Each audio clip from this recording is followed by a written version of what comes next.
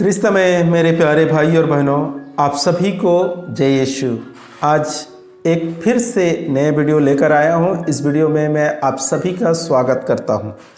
आज हम देखेंगे कि एक विश्वासी परिवार किस प्रकार होली त्योहार को मना सकते हैं। मसीही व्यक्ति अपने पड़ोसी के साथ किस प्रकार रंग गुलाल खेल सकते हैं और किस प्रकार होली त्योहार में सम्मिलित हो सकते हैं, इसको आज हम देखेंगे। देखिए, आज तक आप सभी लोगों ने यही सीखे हैं, यही सुनते आए हैं, ये आपको बताए गए हैं, समझाए गए हैं कि हमें इस संसार के सदृश नहीं बनना है, पहली बात। और दूसरी बात है क्या है कि यदि हम उनके साथ सम्मिलित हो भी जाते हैं, जाकर अगर होली खेलते हैं, रंग गुलाल लगाते हैं, तो इससे क्या होगा कि ये हम मूर्ति पूजक बन जाएंगे।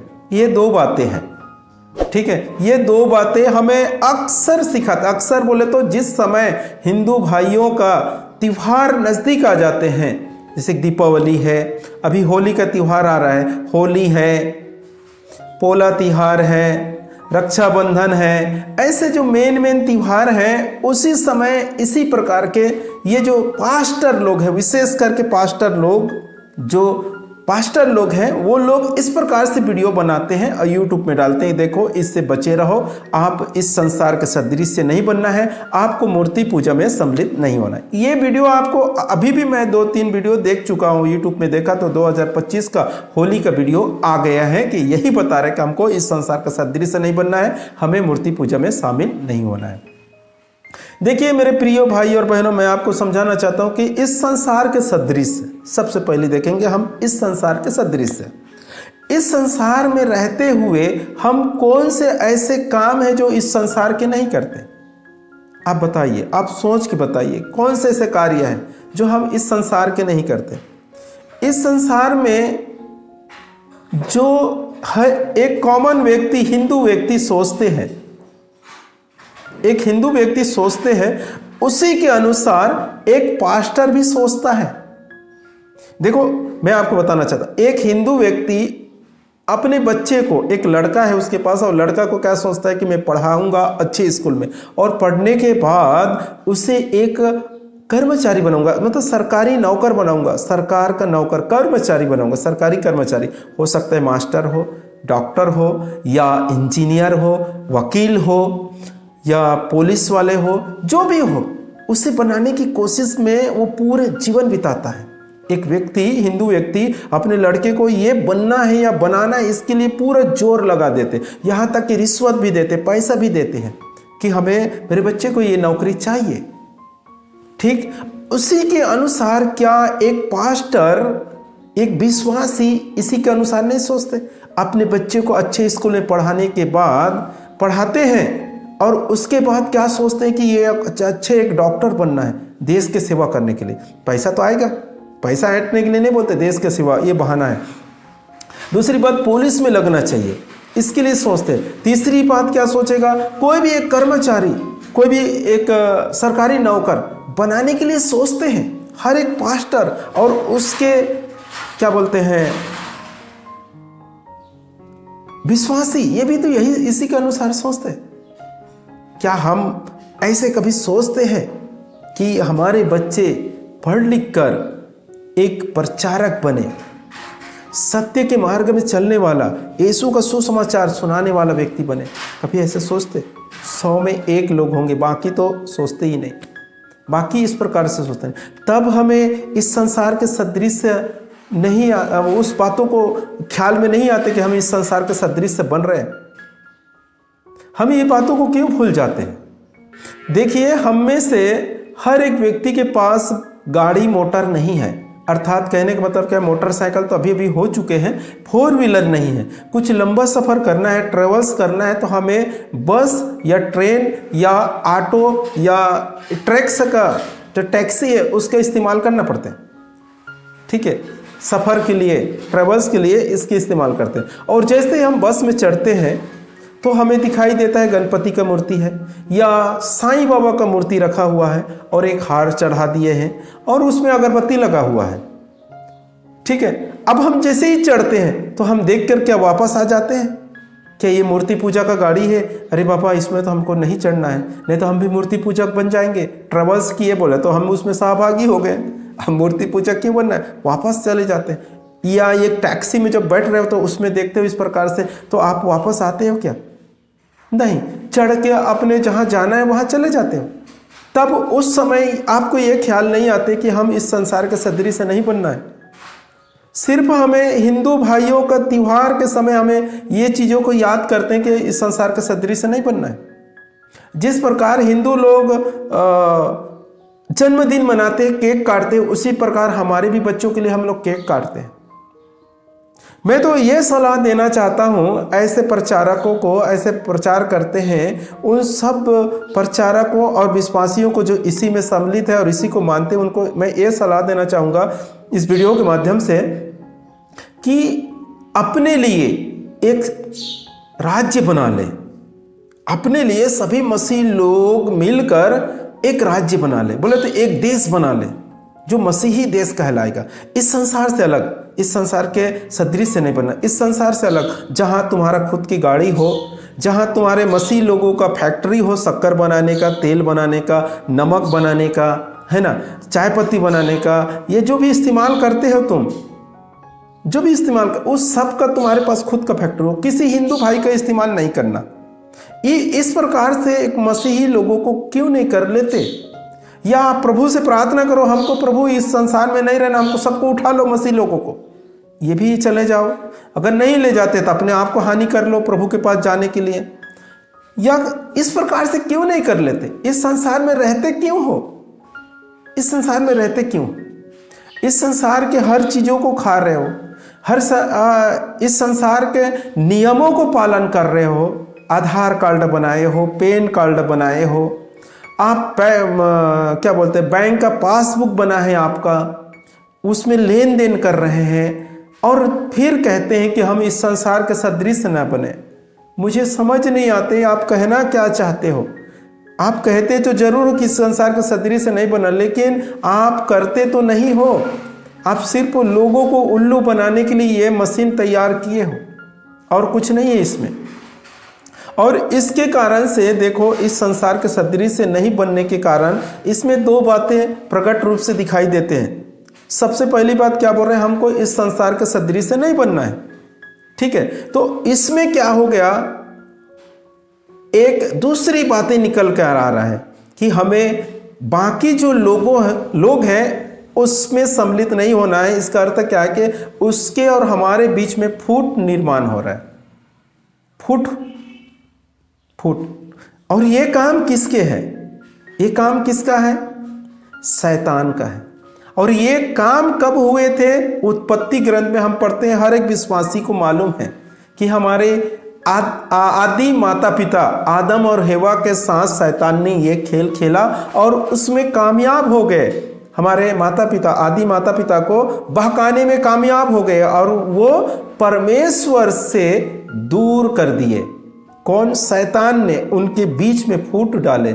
इस प्रकार से गड़बड़ी लाने के कारण से परमेश्वर, ईश्वर और आदम हेवा जो हमारे आदि माता पिता हैं उनके बीच में फूट डाले पाप के द्वारा।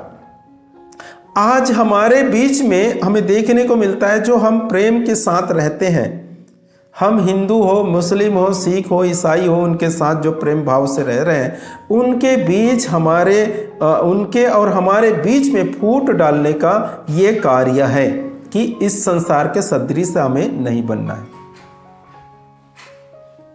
ये एक दिन का खेल नहीं है ना, ये जीवन भर का खेल है। जब भी ये होली तो हर साल आते रहेंगे, दीपावली तो हर साल आते रहेंगे, रक्षाबंधन तो हर साल आते रहेंगे। कोई एक दिन का बात नहीं कि हिंदू लोग भूल जाएंगे। हर साल आप इसी तरह उनके साथ व्यवहार करोगे तो उनके और आपके बीच में, मसीहों के बीच में फूट नहीं पैदा होगा?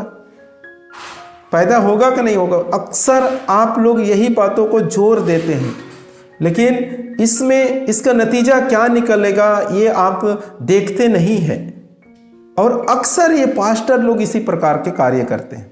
देखो, मेरे जो एक गवाही है मैं आपके पास रखना चाहूँगा। मैं एक कैथोलिक कलीसिया से हूँ और कैथोलिक कलीसिया में पुरोहित होते हैं, जो याजक कहलाते हैं वो है। मेन कलीसिया का, और उसके नीचे गुरुजी अर्थात मैं हूँ एक गुरुजी वहाँ का। और हमारे जो कलीसिया का पुरोहित ने मुझे आदेश दिया कि हम कलीसिया से 25 किलोमीटर दूर एक विलेज है वहाँ पर प्रार्थना सेंटर खोलेंगे, क्योंकि उधर हमारे लोग नहीं है इसलिए लोग बनाएंगे। वहाँ पर प्रार्थना सेंटर, एक किराए का रूम लेंगे और वहाँ प्रार्थना सेंटर खोलेंगे। तो उस पुरोहित ने कहा कुछ किसी को तो वहाँ रहना पड़ेगा बोला। तो उस पुरोहित ने मुझे तैयार किया कि आप वहाँ पे रहो, वहीं पे खाना खाना है, वहीं बनाना है आपको, खाना पीना रहना वहीं पे, कभी कभी आओ इधर पे कोई बात नहीं, लेकिन पूरा दिन वहीं रहना है, सोना बैठना, लोगों के साथ घूमना, बोले सुसमाचार देना है। तो ठीक है, मैंने तैयार हो गया और उसके अनुसार रहने लगा। मैं रहते रहते कुछ दिन में 1-2 महीना में 2 विश्वासी बनाए वहाँ पर, 2-3-4 महीना ऐसा कुछ है, 2 विश्वासी बन गया। जहाँ मैं रहता था किराए के रूम में, उसके थोड़े दूर में 2 विश्वासी बनाया। अब 2 विश्वासी बनने के बाद हम सभी मिलकर प्रार्थना करते थे। फिर धीरे धीरे कुछ दिन और बीतने के बाद मालूम हुआ यहाँ और विश्वासी लोग हैं, पहले से विश्वास करने वाले लोग हैं 2 परिवार के। उनसे भी मुलाकात किए, उनसे पूछताछ किए तो पता चला कि ये लोग पास्टर के विश्वासी हैं। पास्टर के विश्वासी है, पास्टर 5 किलोमीटर दूर से आते हैं और यहाँ पर प्रार्थना लेते हैं, इस प्रकार से बातें। ठीक है, उनके साथ भी धीरे धीरे दोस्ती बढ़ते गई, उनके साथ रहना चालू किए, हम लोग अच्छा घनिष्ठ हो गए, मिलजुल के रहना शुरू किए। वो अपने प्रार्थना में जाते थे, हमारे पास नहीं आते थे, लेकिन बाकी दिन हम मिलजुल के रहते थे। इस प्रकार से उस गांव में चालू हो गया। फिर कुछ दिन के बाद और 1 साल हम ऐसे ही रहा, तो 1 साल के बाद सब गाँव वाले लोग जान गए हमें। हम ये समझिए कि हम लोग उस गाँव के सदस्य जैसे हो गए, हम उस गांव के नागरिक जैसे हो गए। तो फिर सभी लोग अपने कार्यक्रम में बुलाना चालू किए। किसी के यहाँ हरि पाठ है, किसी के यहाँ सत्यनारायण की कथा है, किसी के यहाँ शादी है, कुछ कोई ख़त्म हो गया उसका 13वीं हो रहा है। इस प्रकार से सब कार्य में हमें बुलाना चालू किए, तो हम लोग जाना चालू किए। अब एक घर में क्या बोलते हैं, घर का उद्घाटन किए उसने, नए घर बनाए, उसमें पंडितों को बुलाकर पूजा पाठ किए और पूजा पाठ करके कुछ लोगों को, जैसे अच्छे अच्छे लोगों, मतलब अपने जो नज़दीकी लोग हैं उनको खाना के लिए बुलाए, वो एरिया के हिसाब से खाना के लिए बुलाए, शाम को खाना है, इस प्रकार से। तो मुझे भी निमंत्रण मिला, मेरे 2 विश्वासियों को भी निमंत्रण थे और इन पास्टरों के जो विश्वासी उनको भी निमंत्रण थे। तो मैंने अपने विश्वासियों को फ़ोन लगाया कि 7 बजे उनके यहाँ खाना है, हम सब मिलकर जाएंगे। तो ठीक है बोला, जाएंगे। बोले ठीक है, हम जाएंगे खाना खाने के लिए। उसी के अनुसार मैंने क्या बोलते हैं, पास्टर के विश्वासी उनको भी फ़ोन लगाया, क्योंकि उनके साथ हमारा मेल जोल हो गया था, जान पहचान हो गया था। तो मैं सोचा वो लोग भी जाएंगे तो उनको भी फ़ोन लगाएंगे, मिल के जाएंगे। मैंने फ़ोन लगाया तो इतने में उन लोगों ने बताया कि हम नहीं आएंगे। बोला, मैं बोला क्यों नहीं आ रहे? तो वो लोगों ने बोला कि ये मूर्ति पूजा का खाना है, तो इससे क्या होगा? तो मूर्ति पूजा के खाना में जब हम जाकर सम्मिलित होंगे तो क्या हो जाएगा, हम मूर्ति पूजक बन जाएंगे। तो वहाँ कोई बलि थोड़ी चढ़ाए हैं। बोला मैं, तो भी से हम नहीं जाएंगे, हमको इसी के अनुसार शिक्षा मिला है कि हम वहाँ खाना में सम्मिलित होना ही नहीं, उनके कार्यक्रम में भी नहीं जाना है, उनके खाना में भी नहीं जाना है। तो मैंने बोला ठीक है भाई, आप उनकी इच्छा, आप लोग नहीं आते, ठीक है। तो हमारे विश्वासी के साथ हम लोग खाना खाने के लिए गए। अब दूसरे दिन जब मैं उनके यहाँ मिलने गया, उस विश्वासियों के पास, पास्टर के विश्वासियों के पास, तो इसी बातों को हम लोग उनके पास रखे और कहें कि भाई आप लोगों ने क्यों गए खाना खाने के लिए? तो उन लोगों ने बताया कि हमारे पास्टर ने मना किया है, हमारे पास्टर ने सिखाया कि मूर्ति पूजा में सम्मिलित नहीं होना है और उसके खाना को तो खाना ही नहीं है, नहीं तो हमें परमेश्वर दंड देगा, अर्थात हमें नरक में डाला जाएगा, मूर्ति पूजा में गिनती आएंगे। इस प्रकार से बातें बोले। तो मैंने उनको थोड़े से बातों से समझाया। देखो भाई, बोला जो आपके यहाँ किराना दुकान से सामान आते हैं वो किसके दुकान है? वो बोले हिंदू लोगों का है, वहाँ मूर्ति पूजा करते हैं, वो बगैर अगरबत्ती जलाए आपको एक भी दाना नहीं देगा। अगर आपको शक्कर लेना है, सुबह जाओगे तो रुको, बोलेगा मैं अगरबत्ती लगा रहा हूँ, दीवा लगाएंगे, तब वो अपने सभी सामानों को अगरबत्ती घुमाएंगे, तब आपको शक्कर देगा। तो ये आपको मूर्ति पूजा का खाना नहीं लगता, ये मूर्ति पूजा का सामान नहीं है। तब उनके आँख खुल गए और समझ गए कि क्या है मूर्ति पूजा। और उस दिन से वो भाई हमारे साथ कहीं भी खाना खाने जाना है, गांव में प्रोग्राम है तो आते थे। इसका परिणाम क्या हुआ कि कुछ दिन के बाद 3-4 महीने के बाद उस गांव में 15 विश्वासी बने। हमारे जो व्यवहार को देखकर हम जब उन सभी विश्वासी, 4 घर के विश्वासी हो गया, उस सभी विश्वासी बाकी लोगों के साथ ऐसे व्यवहार करना चालू किए। कोई भी कार्यक्रम है तो जाना है, सबके साथ रहना है, मिल बांट के काम करना है, खाना खाना है, एक साथ बैठकर इस प्रकार के काम करने चालू किए। और इसके फलस्वरूप क्या हुआ कि 15 परिवार प्रभु यीशु मसीह में विश्वास करने लगे, प्रभु यीशु मसीह के पास आने लगे। और जो वो 5 साल से विश्वासी थे, पास्टर के विश्वासी, वो लोग इस 15 परिवार को क्यों जीत नहीं पा रहे थे मालूम है? इनके बीच में जो नियम दिए थे कि हमें होली त्योहार में शामिल नहीं होना है, हमें दीपावली में शामिल नहीं होना है, हमें इनके कार्यक्रम में सम्मिलित नहीं होते, इसके कारण से उनके और इनके बीच में एक दरार पैदा किए थे। कौन? पास्टर। इसके कारण से गांव में विश्वासी नहीं हो रहे थे। और जब हम लोग सभी इनको समझाने के बाद सभी के साथ एक साथ रहना चालू किए प्रेम भाव से, तो वहां परमेश्वर के आशीष आना चालू हुआ और वहां 15 परिवार विश्वास में आ गए। तो ये है मेरे प्यारे भाई और बहनों, जब हम लोगों के साथ मिलकर रहते हैं तो ईश्वर हमारे द्वारा कार्य करते हैं। हमें क्यों इस दुनिया में चुना परमेश्वर ने कि हमारे द्वारा बहुत से फल उत्पन्न कर सके, हमारे द्वारा बहुत सारे लोगों को अपने राज्य में ला सके। ये कब होगा? जब हम लोगों के साथ रहेंगे, लोगों के साथ खाएंगे, लोगों के साथ चलेंगे, तब ये संभव है। परमेश्वर हमारे द्वारा कार्य करेंगे। प्रभु यीशु मसीह ने कहा, यदि गेहूं के दाना जमीन पर गिरकर जब तक नहीं मरता वो फल उत्पन्न नहीं कर सकता।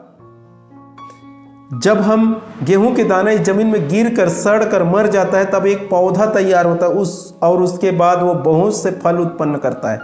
हम मर चुके हैं किस लिए? कि हम बहुत से फल उत्पन्न कर सके। एक मरा, इसके कारण सब लोग मर चुके हैं। एक जी उठे, उसके कारण हम सब जी उठे हैं। ये ध्यान रखना मेरे प्रिय भाई और बहनों। तो हमें भी अपने भाईचारा को कभी नहीं भूलना है। हमें अपने भाइयों के साथ जो प्रेम व्यवहार है उसे कभी नहीं तोड़ना है। यदि आप तोड़ते हैं तो ईश्वर के प्रेम वहां पर प्रकट रूप से कार्य नहीं करेंगे।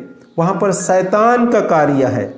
वहां पर किसके कार्य है? शैतान का कार्य। आप शैतान के कार्य को देखते हैं। हम यूहन्ना के सुसमाचार में पढ़ेंगे, अध्याय 10 पद संख्या 10 में। इसमें सुंदर से एक वचन है, चोर केवल चुराने, मारने और नष्ट करने आता है।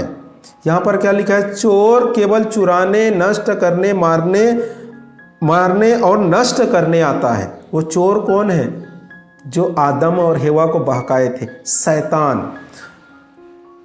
और यहाँ पर आगे लिखा है, मैं इसलिए आया हूँ कि वे जीवन प्राप्त करें। कौन आया? प्रभु यीशु मसीह इसलिए आया है कि जीवन प्राप्त करे, बल्कि परिपूर्ण जीवन प्राप्त करे।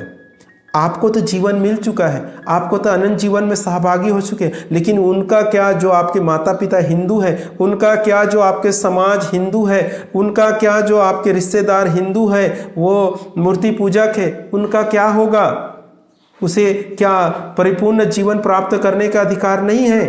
तो कैसे होगा? आपके प्रेम के द्वारा होगा। जब आप उनके साथ रहेंगे, आप उनके साथ चलेंगे, आप उनके साथ खाएंगे, पिएंगे, उठेंगे, बैठेंगे, तब परमेश्वर के आशीष आपके द्वारा उनके जीवन में बहने लगेंगे और एक दिन वो लोग भी परिपूर्ण जीवन, उद्धार को प्राप्त कर सकेंगे। इसलिए मेरे प्यारे भाई और बहनों, होली हमें मनाना बहुत ही जरूरी है। होली त्योहार हो या कुछ भी त्योहार हो, हमें उनमें सहभागी होना बहुत जरूरी है। इससे मूर्ति पूजा नहीं होता। और जो लोग कहते हैं मूर्ति पूजा होते हैं, उनके लिए मैं अलग से और एक होली के विषय में वीडियो बनाऊंगा। उसमें बताऊंगा कि मूर्ति पूजा क्या है, क्या हम होली त्योहार में सम्मिलित होने थे, मूर्ति पूजा में शामिल होते हैं या नहीं। इसके विषय में हम एक वीडियो और बनाएंगे। ठीक है, तब तक के लिए आप सबको परमेश्वर पिता भरपूर मात्रा में आशीष प्रदान करें। आप सभी को जय यीशु।